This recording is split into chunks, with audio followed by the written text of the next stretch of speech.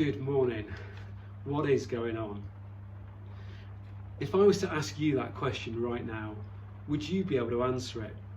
Would you be able to talk to somebody else and explain what the vision for Dawlish Christian Fellowship and transitioning it into Hope Church is? We spent a lot of time over the last 4 weeks, and again we're covering it for the service for today, looking at this. And I would encourage you that if you're not able to articulate the answer to that question yet, go back through the services, take some notes, maybe just 4 or 5 bullet points, and let's get this message out there. We're going to have a little Q&A session, so we've had a couple of questions come in, and we've got one here from Michael Jarrett that says, DCF used to support World Mission by giving regularly to the Renkas, the Duncalfs and the Asukus.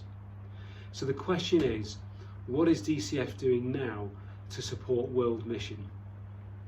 Although DCF has big needs for finance, the need of World Mission is huge. Great question, Michael, and I would say that in that sense, nothing's changed. We still believe that World Mission and giving to it is vitally important. We've got a group that will be set up to look at the amount of money that we should be giving and the actual sources to where that's going to be going to as well. So just to put your mind at rest, World Mission is absolutely critical to what we do as a church. A question from Tim. Andy mentioned in his talk of things we need to leave behind and new things that we need to take up as we transition to Hope Church. We'll be reflecting on this individually, but I was wondering how this applies to us as a church body. Again, great one, Tim. So yeah, individual is really key for us to be looking at that, as well as the more big picture view. Well, in terms of a big picture view, the answer to that will come out as we work out the detail behind what's in the up, the detail behind what's in the in, and the detail behind what's in the out. It'll be about how we structure those ministries and the amount of time that we end up spending. But what I would say to cover all of it is it's a very simple focus question, and that is more people, more like Jesus.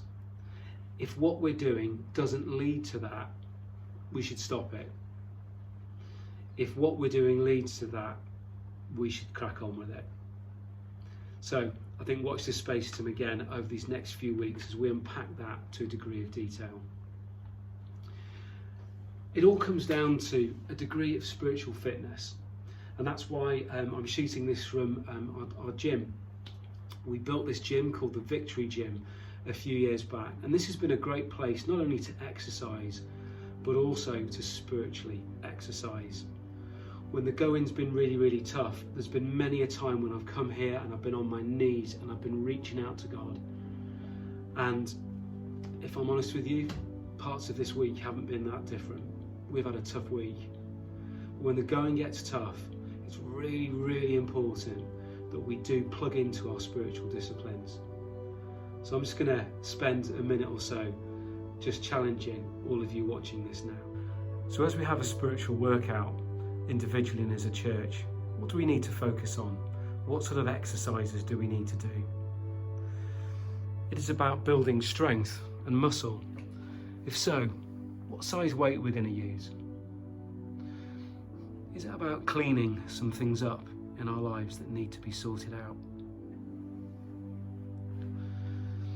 Is it about doing some stretches, getting some flexibility back? It is about spending some time to refresh and drink of the water that Jesus provides. Is it about doing this through soaking up the Word of God? Is it about getting our stamina levels much better in terms of fitness to avoid our burnout? Do we need spending some time in doing some step-ups